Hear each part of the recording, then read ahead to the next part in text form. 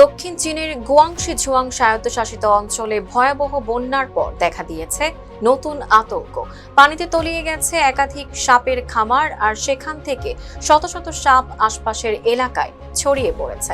পালিয়ে যাওয়া সাপগুলোর মধ্যে রয়েছে বিষধর কোবরাও, যা স্থানীয় বাসিন্দাদের উদ্বেগ আরও বাড়িয়ে দিয়েছে।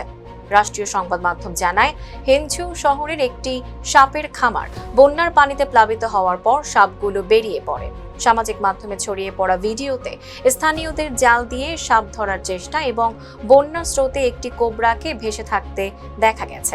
জীবন অবাক না করলে কে করবে? 28% মিল্ক ফ্যাটের অবাক করার সাথে ফ্রেশ মিল্ক পাউডার। জীবন অবাক করুক প্রতিদিন। স্থানীয় সংবাদ মাধ্যম বলছে, পালিয়ে যাওয়া সাপগুলোর মধ্যে কোবরা, কিং র্যাট স্নেক ও পানি সাপ রয়েছে। ইতোমধ্যে সাপের কামড়ে কয়েকজন আহত হয়েছেন।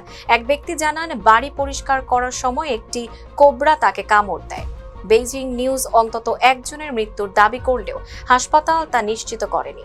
এদিকে বন্যা ও ভূমিধস মিলিয়ে চীনে নিহতের সংখ্যা বেড়ে 38 জনে পৌঁছেছে। প্রেসিডেন্ট শি জিনপিং সর্বাত্মক উদ্ধার অভিযান চালানোর নির্দেশ দিয়েছেন। স্থানীয় প্রশাসন জনগণকে সাপ থেকে দূরে থাকতে, নিজেরা ধরার চেষ্টা না করে উদ্ধার কর্মীদের খবর দিতে এবং প্রয়োজনীয় সতর্কতা মেনে চলার আহ্বান জানিয়েছেন। Tanjiba Nowrin, face the people.